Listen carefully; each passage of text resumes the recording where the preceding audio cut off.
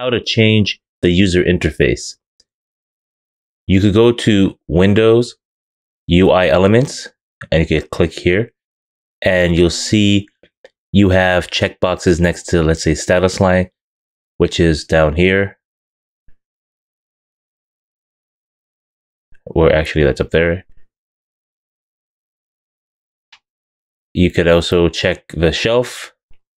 That's over here. You could take off the timeline, the time range, which is right under the timeline, the command line, which is over here where you put in the scripts like Mel or Python. Helpline, which is what you see under there. And the toolbox, which is on the side here. You could turn them all off like this. So you save real estate. Or you could turn them all back on. Another way you could do that is show all elements. It will turn all these on, or you show hide all elements. It will turn all those off. And you can restore the UI back to what it was originally. So I'll just show all elements. Another way you could do this is if you press the space bar and you'll have the hotbox, press and hold the space bar. And if you go to the right, all the way to the right past the hotbox control, where the E section, and left mouse button click while holding, you'll see that you have the same options here. So let's say time slider, I'll turn that off. Shelf, left click again, and then drag to like command line, up line. So if they're missing, you can click here, go to left click, and then choose time slider. Shelf is missing, they'll come back. But again, they're the same thing as if you went to Windows UI Elements. Go here and you could turn these on or off. So if I have that open, you see time slider goes away. And then the attribute, the submenu, you have these extra attributes, which are the ones up here. So let's say go to right, I'm in channel box. So if I go to attribute editor, it'll switch to the attribute editor. If I go to the attribute here, let's say layer editor, it'll go to layer. And the other one, I go to attributes and I go to tool settings, that will show up on in my case over here. So I can show all in this case again.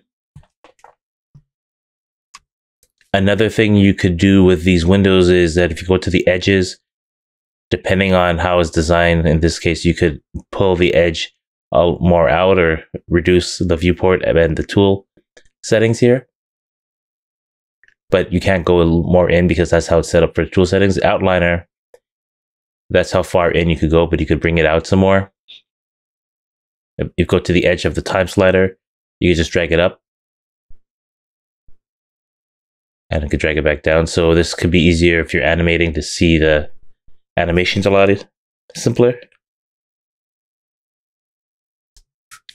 Another thing you could do to work in expert mode, that basically, instead of going to Windows, UI Elements, and then turning each one off individually like this, or saying hide all elements like this, I'll show all.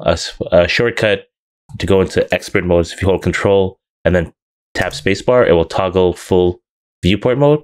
Control, tap spacebar again, and it will toggle back and forth. And as you can see, it's contextual. So if I have the mouse over the viewport and press Control spacebar, the whole viewport is visible. And I control spacebar to toggle back. But if I toggle over the outliner is still visible, as well as the viewport when I press Control spacebar. Control spacebar to go back. Another thing you could do is you change the view of the workspace. So if you go to Windows, basically the layout. So if, let's say I was in rigging and I want my layout, you could choose what things you want to show in the layout that streamlines your workflow. So I go to Windows, Workspaces, and let's say I choose rigging. And the layout of how these will be laid out will be more in tune for rigging for the node editor and the shape editor. I could go to Window, Workspaces, and then choose, let's say you're doing motion graphics.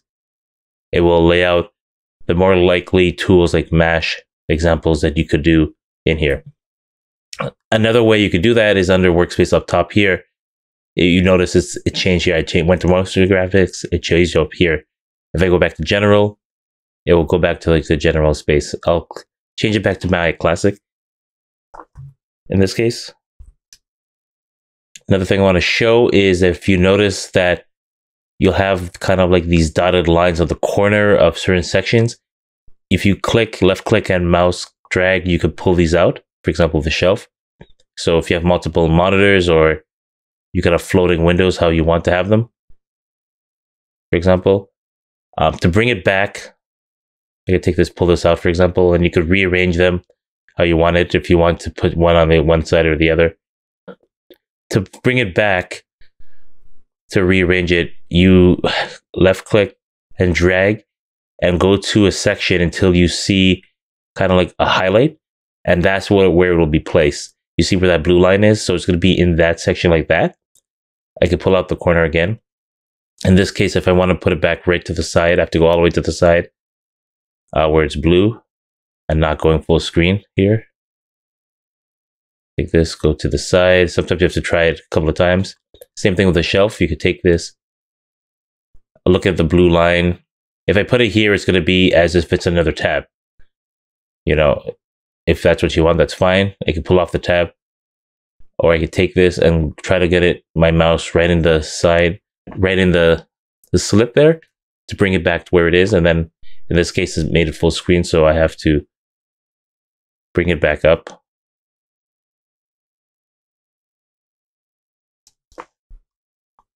Sometimes if you don't see it, you might have some issues with this.